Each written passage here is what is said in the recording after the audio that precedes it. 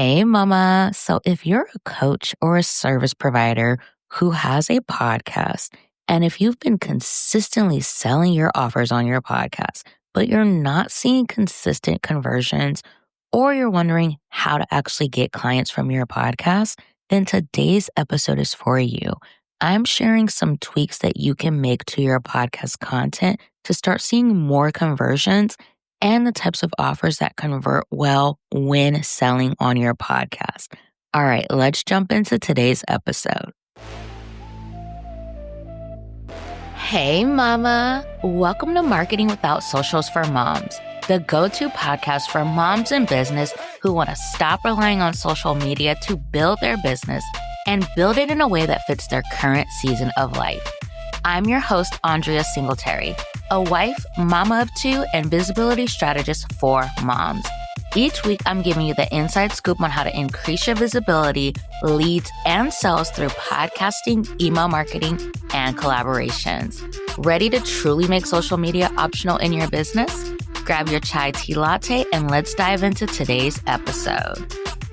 So you're consistently publishing new episodes. You're talking about your offers in each episode. You know you're creating good content, but the sales don't reflect that. It is so frustrating to consistently put out valuable content and not see a return from it. So what is going on? What's the deal? Why isn't your podcast converting? Why aren't you signing new clients monthly from your podcast? Now, there are 3 mistakes that you may be making that are keeping your listeners from moving forward with working with you. So let's break down each of these. The first mistake is creating primarily visibility or awareness stage content. This is something I see happen a lot with podcasters. They focus on creating content that captures their people's attention, but that's it. And so the whole point of visibility content is to attract the right people, right? To pique their interest. So this is where you're creating educational content that helps potential buyers see the root issue instead of, them focusing on the symptoms, because we see that with our clients. They typically focus on the symptoms of their problem and they haven't discovered the root issue. This is where you're creating polarizing content that has your ideal client nodding their head yes, because they feel the exact same way. They relate to what you're saying. Or you're creating content that demonstrates that you truly see and understand what their problem is. While this content is good for getting new people into your world, if that's the only type of content you're creating, then it's going to put you in the friend zone with your leads. You need to move them along the customer journey. But to do that, you have to create content for the other stages, for the evaluation and the decision stage.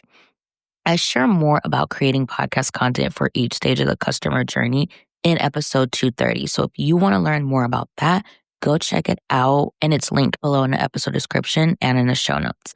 But this is one of the things that I actually check for when I do a podcast audit.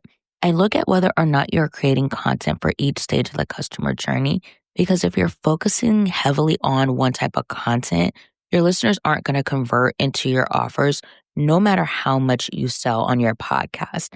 You have to create content that's going to move them along. They have to, they're problem aware, but now they need to understand, how do you come in? How do you actually help them solve this problem? Why is your offer the best solution? So if you're not creating content that moves them along and really helping them to see why your offer is the best offer for them, why your offer is going to get them the transformation they desire, then they're going to be stuck. They're not going to convert. They're going to say, they're enjoying your content and they resonate with it, but it's not moving them to actually buy. It's not moving them to actually, work with you and everything. So that's the first mistake. The second mistake is not selling the right kind of offers on your podcast. Now, there are a few things that you want to consider when deciding on what to actually sell on your podcast. First, you want to make sure it is a proven offer, meaning it is an offer you have sold before and you've gotten results for your clients within this offer. One thing about podcast marketing is that case studies and client stories sell. People need that social proof, even in audio format, to trust you and know that you actually know what you're talking about and can help them.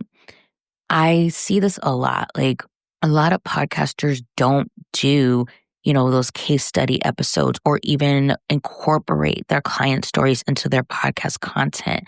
And you need social proof, even for a podcast, whether you're doing audio podcast, audio and video, you still need that social proof. And so sometimes it can be like, okay, well, how can I showcase that on my podcast? Because it's easy on social media. People do screenshots of testimonials or conversations they've had with clients or, you know, create graphics and stuff like that. And so it can be like, well, how do I show that on my podcast? You will share, client stories. Like if you're talking about a specific problem that maybe you've worked with a client on, walk people through that process. What was going on with that client before they came to work with you? What happened when they worked with you? What happened after? What results occurred? So you need to be including that in your podcast content because that is going to help build trust. Now, if your offer isn't proven, then you won't have those client stories to share on the podcast. So you want to make sure that number one, it is a proven offer. The other thing is, you want to consider when you're deciding on what to sell on your podcast is how much income is this offer currently generating for you?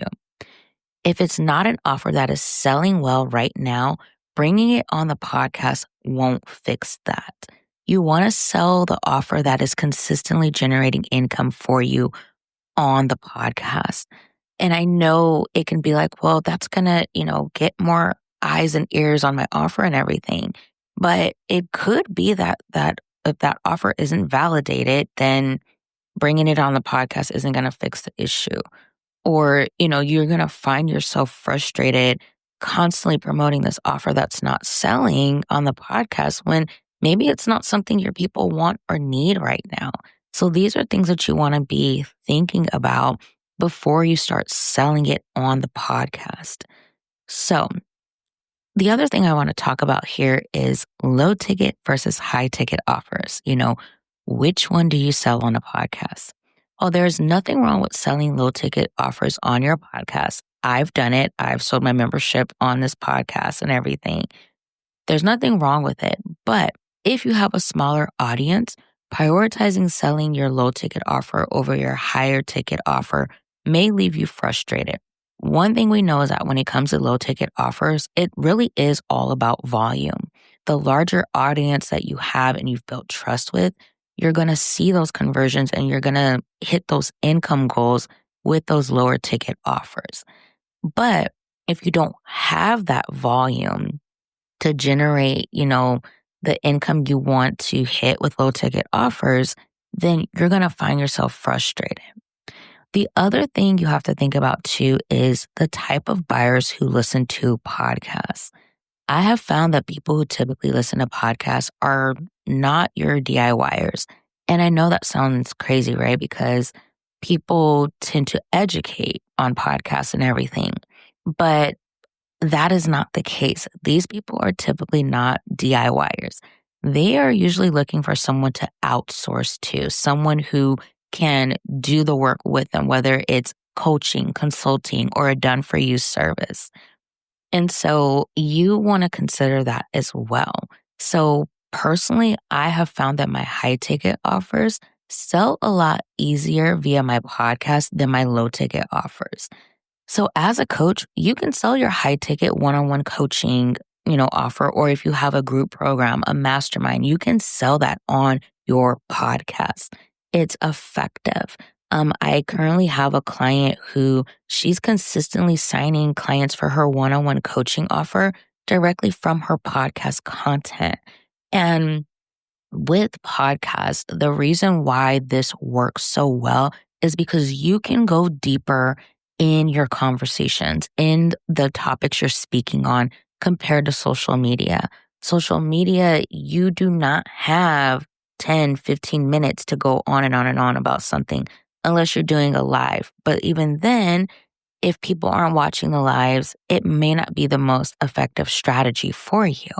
But with your podcast, you are in people's ears a good 10 to 30 minutes, and you are really able to build that connection and that trust with them. Like your voice is in their ears. They're getting to know you, your personality, and everything. And so I've found that selling higher ticket offers on the podcast, it just goes a lot smoother. Like, even when I have people who find me on the podcast, binge the podcast, and then they still want to hop on a call with me, they come to that call already knowing they're ready to buy. They just want to see my face. They just want to make sure I'm not catfishing them. And so high ticket sells so well on the podcast. Even if you're a service provider, you can sell your done for you services and your monthly retainer offers on your podcast. Back in the day when I was, doing podcast management, I sold my VIP podcast launch offer directly from my podcast. That's where most of my leads came from and my conversions came from for that offer. And it worked so well that those people who they launched their podcast with me, more often than not, they converted into my monthly management.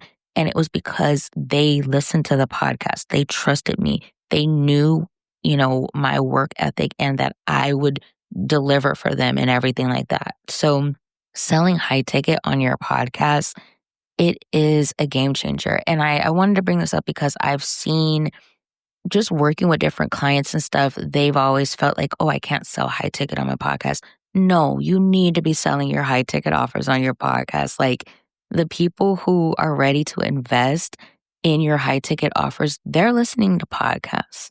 So sell your offers on your podcast. And just a few other considerations when it comes to, what to sell on your podcast and everything. So you also want to consider if the offer is evergreen or if it's available for a limited time. While this is not a huge deal, it is something you want to think about. So if it's an offer that's evergreen, meaning people can join it at any time, then people who listen to that episode at a later point and are interested in the offer, they can still join it.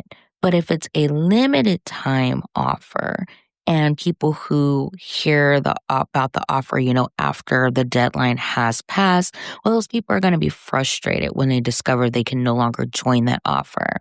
And so this isn't to say, again, that you can't sell those types of offers on your podcast, but it is something to think about.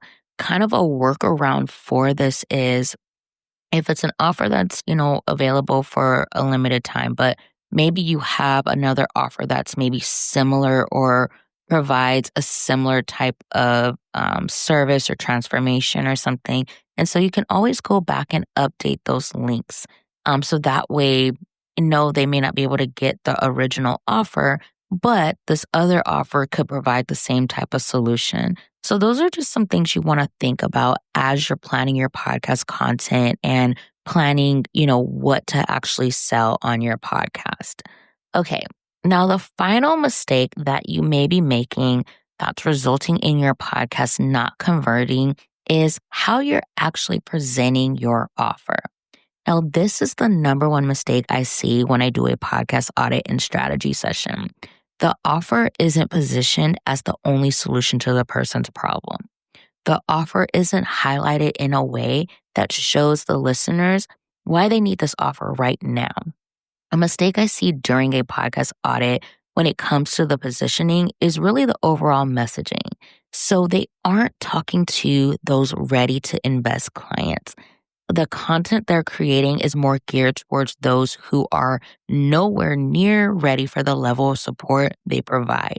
They're speaking on topics just that aren't relevant to their ideal client.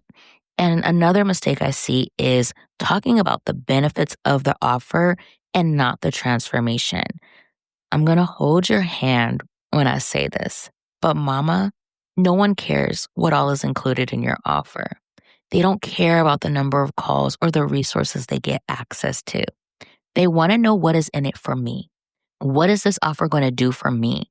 What transformation is this offer going to help me achieve? How is this offer going to make my life or my business better? That is what they care about, and that is what you need to be talking about. The last mistake I see when it comes to how you're presenting your offer is waiting until the very end of the episode to actually talk about the offer. I will say this until I'm blue in the face, but find ways to talk about your offer early in your episode. Don't wait until the last 15 seconds to throw in a blurb about your offer. It feels like an afterthought, even if that's not what you intend, but to the listener, it feels like an afterthought.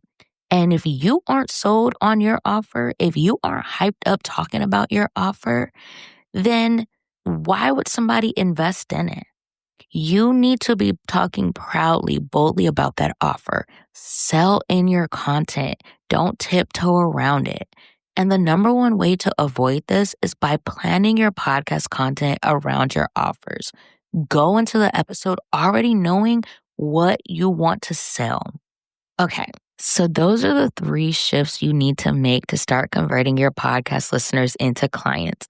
Now, if you want to get my eyes on your podcast so I can identify what is actually getting in the way of you consistently signing clients from your podcast, go book your podcast audit and strategy session where I will do a thorough review of your podcast and identify what the gaps are, what is interfering with you converting your listeners into clients.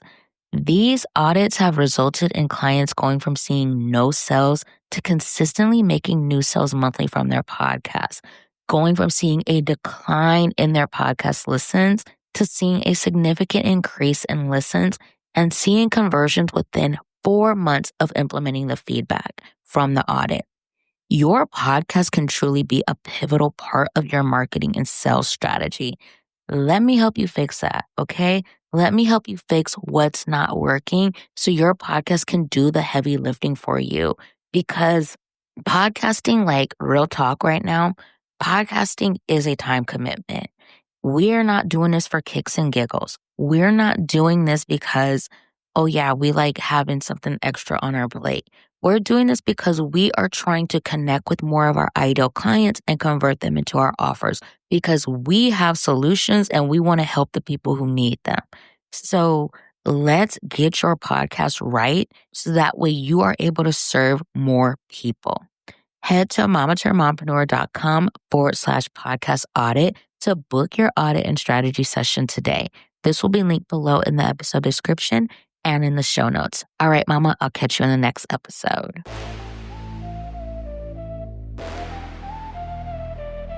Hey, Mama. Thank you so much for taking time out of your busy day to hang with me. I would love to keep the conversation going. So head to mamaturnedmompreneur.com/marketing without socials to join my email community. I share even more tips and strategies for building a business that doesn't rely on social media and one that fits your current season of life, as well as more behind the scenes of mom and business life. All right, Mama, that's it for today, but I'll catch up with you again next week.